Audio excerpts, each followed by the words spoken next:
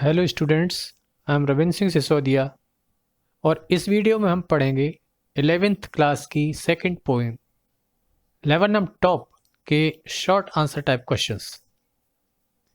As you already no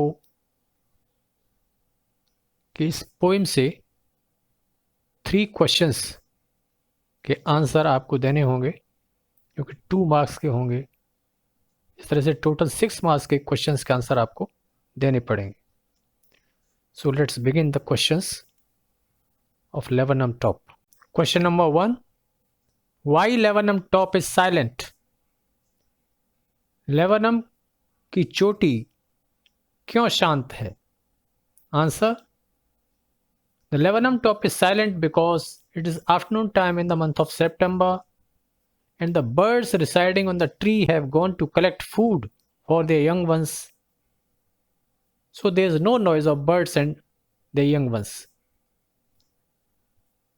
11 वृक्ष की चोटी इसलिए शांत है क्योंकि सितंबर के महीने का दोपहर का समय है और उस पर रहने वाली चिड़ियां अपने बच्चों के लिए भोजन का प्रबंध करने के लिए बाहर गई हुई हैं, इसलिए वहाँ पर चिड़ियों का और उनके बच्चों का किसी प्रकार का भी कोई शोर नहीं है। Question number 2.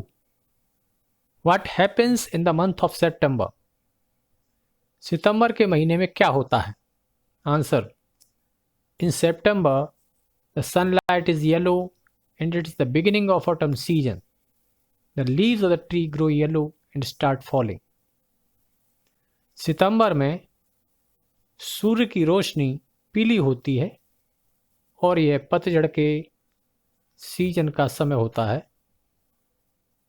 और वृक्ष की पत्तियां पीली पड़ जाती हैं और गिरना शुरू कर देती हैं। Question number 3. How does the goldfinch come? Goldfinch कैसे आती है? Answer. The goldfinch comes with a twitching chirp. Goldfinch चहचहाती हुई आती है. It entered silently inside the tree near its nest like a lizard. और यह अपने घोंसले में वृक्ष के अंदर चुपचाप प्रवेश करती है छिपकली की तरह. Then start chittering of babies, tremor of wings and sharp sounds. और फिर बच्चों की चहचहाने की आवाज़ शुरू होती है, उनके पंख फड़फड़ाने की आवाज़ और तेज चीखने की आवाज़ें शुरू हो जाती हैं. The tree seems to be alive. और ऐसा प्रतीत होता है जैसे कि वृक्ष जिंदा हो गया हो. Question number 4. Why is it engine of her family? वह अपने परिवार की चालक क्यों है? आंसर.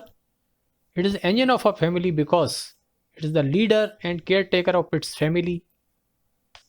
वह अपने परिवार की चालक इसलिए है क्योंकि वह अपने परिवार की लीडर है और उसकी पूरी तरह से देखभाल करती है.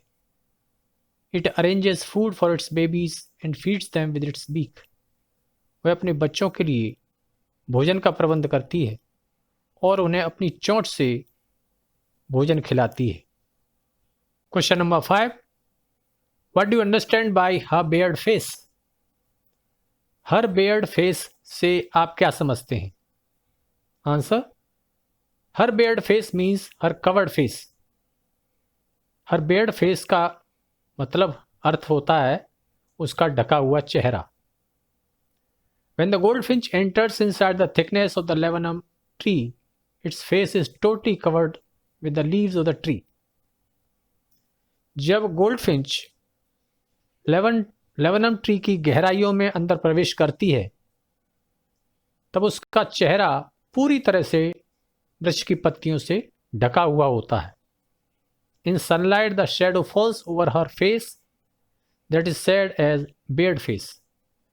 और सूर्य की रोशनी में परछाई उसके चेहरे पर पड़ती है और उसी को बेयर्ड फेस कहा गया है. Question number 6. Home she Stokes full. वह किसे पूरा भरती है?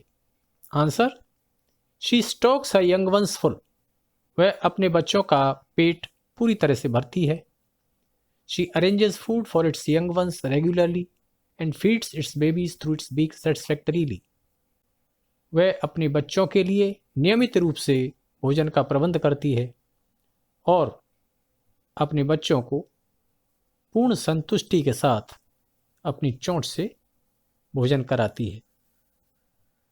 Question number 7, why does the लेवनम सबसाइड टू एम्प्टी? लेवनम खाली क्यों रह जाता है? आंसर, द लेवनम subsides to empty because the goldfinch after feeding its young ones flies away in the sky to arrange food for its family.